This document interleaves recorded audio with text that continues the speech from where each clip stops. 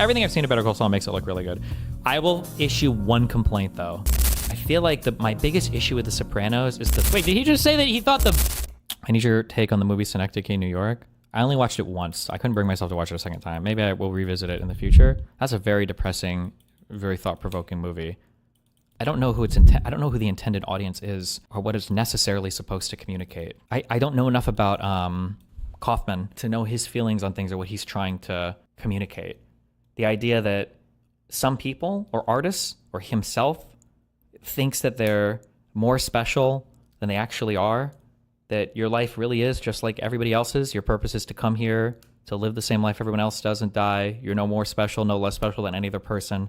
At the end, or as you approach the end, every individual is more or less replaceable with anybody else. Different actors can swap in for different people. It really doesn't matter. Everybody replays the same things. Every experience is the same. There's like a shared human experience that all of us go through, and wasting your time searching for some deeper, greater thing that is extra special that you anything else is. Yeah, I don't know. That's isn't that beautiful? Maybe. It's either very depressing or very beautiful. My first take on it was very depressing, but it might be one of those things where it's like you go through your journey, your stages of like, oh no, God isn't real. Well, that means that life sucks. And then it's like, well, actually, if God isn't real and life still exists in all of its beauty and everything else, like, wow, it's actually so much cooler that, we could be sharing this experience in such a seemingly random way. Like, it actually makes it even good. Maybe I would feel that way on a second watch. I'm not sure. Yeah. Did you see Kaufman's movie, I'm Thinking of Ending Things? No, but I've heard really good things about it. Thoughts on Jojo Rabbit? Jojo Rabbit's a really good movie. But I think everybody thinks that. It's like a super accessible, super good movie, yeah.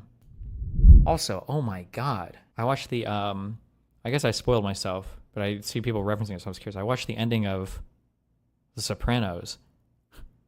Jesus. Whew. I can't imagine watching that on TV. Oh my God. I don't think I can even hear that song. What the fuck? Holy shit. Oh my God. You finished the series? No, I watched like 3 full seasons of it. I should catch up. I've seen so many like clips of it, I know, but I'd never actually seen the ending before. Jesus. Did you like it? I don't know. I feel like I would need to watch more to have like a more fleshed out opinion, but I would say, yeah, I think it's pretty bold. Dude, fuck The Sopranos, watch Better Call Saul. It seems like a cash grab / meme series, but it sounds like damn good. Everything I've seen of Better Call Saul makes it look really good.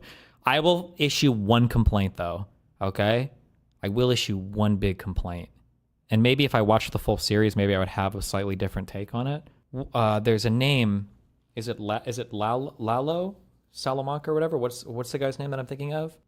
Metal Gear Solid 1 was a game that had some plot twists. Metal Gear Solid 2 had some insane plot twists. They were just crazy. This is a crazy game, okay?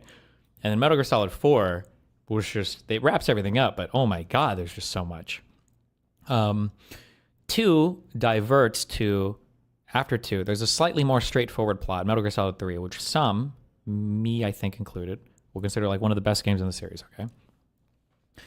There was also a game that was released, Metal Gear Solid 5, and in it, now there's other things like Peace Walker and Metal Gear Acid and all this stuff. We don't care about that. Fuck all that shit, okay? What people were hoping is that Metal Gear Solid 5 would be like a very neat connection that would get us from 3 to 4, okay? Like 4 is supposed to be like 2010s or 2020s, or it's like in the future, some robot future. Metal Gear Solid 1 is like in the late 90s. 2 is like, I don't know, 2005 or whatever. They're would you call them period? No, it's when they came out. But 3 was supposed to be set in the Cold War. I want to say in the early 60s. And then 5 was supposed to be, is it right after the Afghan-Soviet War? In the 70s? 70 to 80s? I don't know when the year of Metal Gear Solid 5 was supposed to be. It might be 80s, yeah. A thing happens in Metal Gear Solid 5 that's a little bit annoying, but it has to be that way. Is Metal Gear Solid 5 introduces a villain called Skullface. And it was weird because you're like, well, hold on. We know what happens in Metal Gear Solid 1 and 2. We know all the villains and all the enemies and everybody. I've never heard of this guy, but where the fuck is Skullface? I don't know who the fuck this guy is. And so he's introduced and killed in the same game, and it's lame, and it's like, well, who the fuck do we care? I don't know what the fuck this guy is, whatever. Now, who cares because it's Skullface, because he sucks, and it's whatever. However, in Better Call Saul, they have to do a similar thing. And it feels like they introduced this guy called, is it Lalo Salamanca?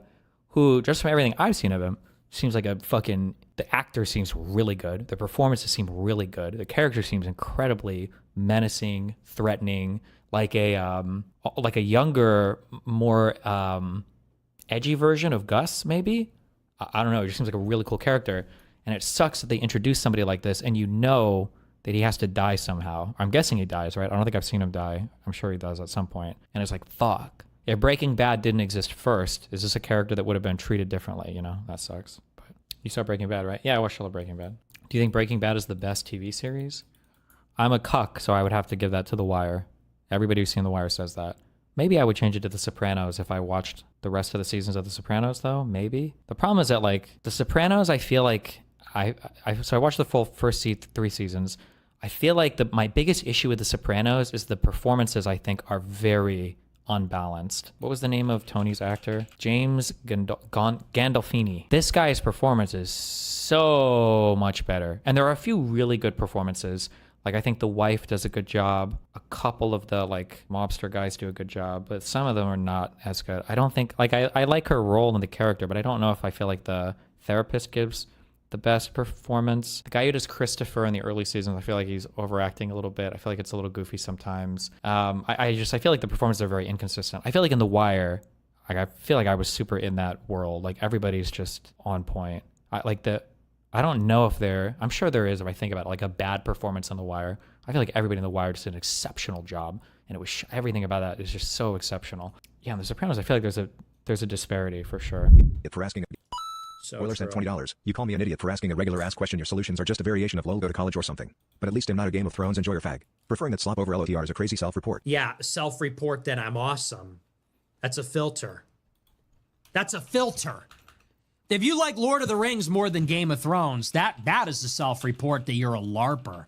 You like gay little hobbits?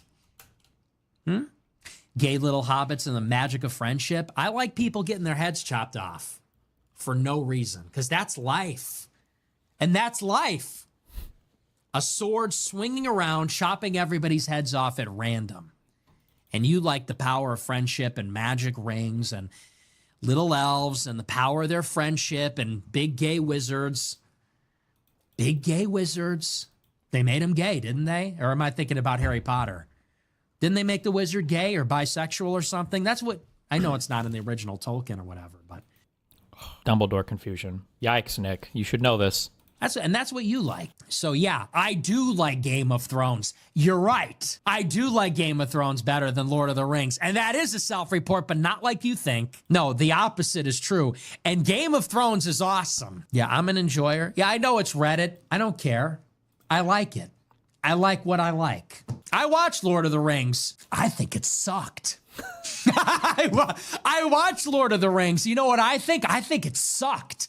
And I didn't like it, objectively. And I'm not just saying that to irritate you. No, I thought it was a bad movie. Now what? Jesus. Now what? That's too far. Have I gone too far yet? Do the Catholics find this disturbing now? Oh yeah, isn't he supposed to be a C.S. Lewis lover? Isn't he supposed to be talking about the Chronicles of Narnia are actually the best thing because it's an allegory for God or whatever? Vance, this is disturbing. Now what? Yeah, I like Game of Thrones. And I like the episode when he had the Battle of the Bastards. And I like that shit. I'm really like that. Yeah, and I'm really like that. It's like that, nigga. And I like Game of Thrones. And I like Jon Snow. Wait, did he really just say that? Wait, did he just say that he thought the Battle of the Bastards was a good episode? This is one of the most brain-dead... Anybody that likes Game of Thrones that tells you it's the biggest litmus test for whether or not somebody's a loser, casual, fake fan retard is when they actually simp for the Battle of the Bastards. The most undeserved, stupid... By the way, the Knights of the Vale are coming. Oh, she never said that. She just magically showed up later and let Jon lose all of it. Oh my God. Oh my God. That is the most casual take. That is the most casual take you could possibly give. Game of Thrones, and I like Jon Snow. If you like all this shit, then why don't you like Lord of the Rings? This doesn't make any sense. This is like saying I don't like cotton candy, but I really like cake. But then the only thing they eat on the cake is the frosting. Motherfucker, just eat sugar then. Why? You don't like cake? You just like sugary shit. Why would you say I love I hate Lord of the Rings, but I love Game of Thrones because I like Jon Snow and the Battle of the Bastards? That's a worse version of Lord of the Rings. The first 4 seasons of Game of Thrones is Game of Thrones. The last 4 seasons of Game of Thrones is like if somebody took Lord of the Rings and made it into a shitty miniseries. What? Like, how could you even? Okay, and I like Ned Stark because I'm really like that. That's crazy how mad people got. I still hear people actually say this to me. They're like, he doesn't like Lord of the Rings. Dude, it's fantasy. So the thing I keep thinking about is, was it worth it to be happy for a little bit? Even though it ended up sad? Or would it have been better if the whole thing never happened?